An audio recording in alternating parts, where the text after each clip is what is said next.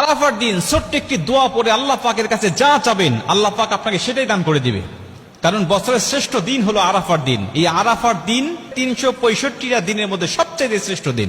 নবীজি সাল্লাল্লাহু আলাইহি ওয়াসাল্লাম বলেন খায়রুদ দুআ দুআ ইয়াউমি আরাফা। আরাফার দোয়া হলো সবচেয়ে শ্রেষ্ঠ দোয়া। আর এই দোয়া আল্লাহ পাক কখনো বান্দাদের ফেরত দেয় না, কারণ এই দিনে আল্লাহ পাক হাজার হাজার লক্ষ লক্ষ মানুষগুলোকে আল্লাহ পাক ক্ষমা করে দেয়। আম্মা জান আয়েশা রাদিয়াল্লাহু তাআলা আনহা বলেন যে আল্লাহ পাক এই দিনে এত হাজার পরিমাণ মানুষগুলোকে ক্ষমা করে, আল্লাহ পাক এত পরিমাণ মানুষকে অন্য দিনে ক্ষমা করে না।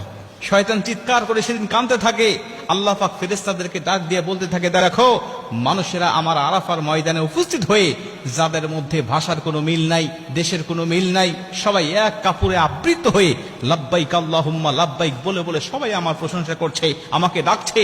আমি আল্লাহ পাক তাদের সবাইকে ক্ষমা করে দিলাম।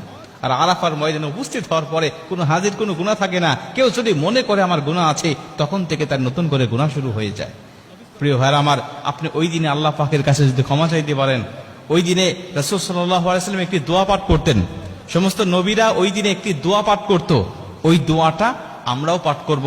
আমাদের যাদের তৌফিক হয়নি, আমরা যারা যাইনি সেখানে, আমরা নিজ নিজ দেশে থেকেও নিজ নিজ এলাকায় থেকেও আমরা যদি দোয়াটা পাঠ করে আল্লাহ পাকের কাছে ক্ষমা চাইতে পারি, আল্লাহ পাকের কাছে কিছু চাইতে পারি, আল্লাহ পাক আমাদের খালি হাত ফেরত দিবে না, আল্লাহ পাক আমাদের দোয়াটাও কবুল করে নেবেন। নবী সাল্লাল্লাহু আলাইহি ওয়াসাল্লাম সেই দোয়াটা পাঠ করতেন, লা ইলাহা ইল্লাল্লাহু ওয়াহদাহু লা শারীকা লাহু লাহুল মুলক ওয়া লাহুল হামদ ওয়া হুয়া আলা কুল্লি শাইইন কাদির। লা ইলাহা ইল্লাল্লাহু ওয়াহদাহু লা শারীকা লাহু লাহুল মুলক ওয়া লাহুল হামদ ওয়া হুয়া আলা কুল্লি শাইইন কাদির। নবীজি সাল্লাল্লাহু আলাইহি ওয়াসাল্লাম আরাফার দিনে এই দোয়াটা বেশি বেশি পাঠ করতেন। নবীজি বলছেন আমার আগে সমস্ত নবীরাও এই দোয়াটা বেশি বেশি পাঠ করতেন এই আরাফার দিনে।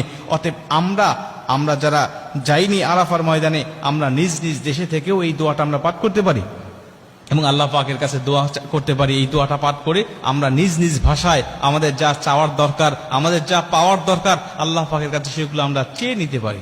আরাফার দিনে যেহেতু রোজা রাখার একটা ফজিলত আছে, আমি যদি সারাদিন রোজা রাখা অবস্থায় এই দোয়াটা পাঠ করে আল্লাহ পাকের কাছে চাইতে পারি, বিশেষ করে দোয়াটা পাঠ করে আমি 2 রাকাত নামাজ পড়লাম, নফল নামাজ পড়ে আল্লাহ পাকের কাছে আমি সেজদায় পড়ে কাঁদতে লাগলাম, রব্বানা আতিনা ফিদ দুনিয়া হাসানাতাও ওয়া ফিল আখিরাতি হাসানাতাও ওয়া কিনা আযাবান নার।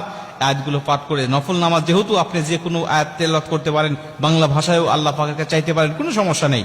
আপনি এই আয়াতটা তেলাওয়াত করে দোয়াটা পাঠ করে আপনি আল্লাহ পাকের কাছে কাঁদেন, আল্লাহ পাকের কাছে চান, কি চাওয়া আপনার, কি পাওয়া আপনার, কি ব্যথা আপনার, আল্লাহ পাকের কাছে বলতে থাকেন। আমার আল্লাহ আপনাকে নিরাশ করবে না।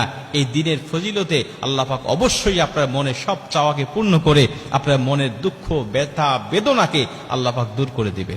কারণ এই আরাফার ময়দানের অনেক ফজিলত রয়েছে। আরাফার ময়দানে আল্লাহ রাব্বুল আলামিন অনেক নিদর্শন দিয়েছেন। এই আরাফার দিনে পবিত্র কুরআনের শেষ আয়াতটাও নাজিল হয়েছিল।